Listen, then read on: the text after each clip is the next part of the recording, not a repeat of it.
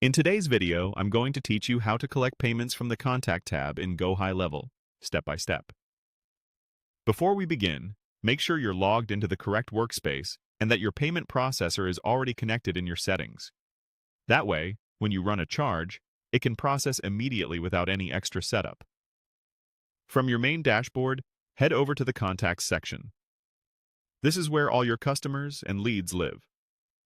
Open the record for the person you want to bill. If you manage a long list, use the search bar or filters to find the right contact quickly. Once the contact profile loads, glance over their details to confirm you're on the correct record. At the top right of the contact profile, open the Payments view. This area consolidates transactions, invoices, and charges tied to that specific person, so it's the best place to collect money directly from a contact without leaving their page. Inside the Payments view, look for the Actions button. Clicking this reveals your two primary options for collecting money: Charge Now or Create Invoice.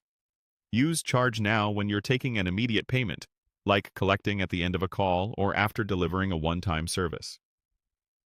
Choose Create Invoice. If you prefer to send a formal invoice, the customer can pay later. For this walkthrough, we'll proceed with Charge Now. Select Charge Now to open the charge panel. First, choose the correct currency.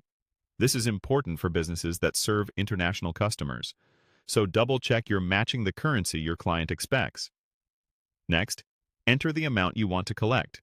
Type carefully, since this number is exactly what will be charged.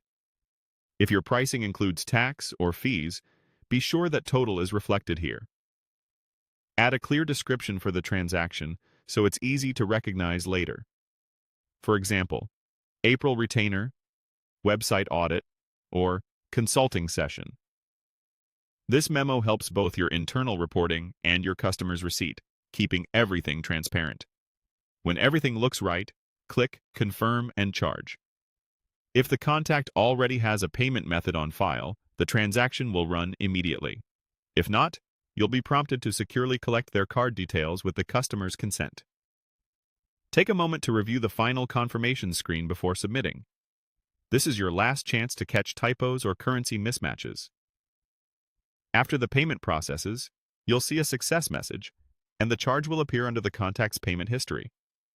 If instead you decide the customer should pay later, you can return to Actions and choose Create Invoice at any time. That's it. Quick, accurate, and all from the contact's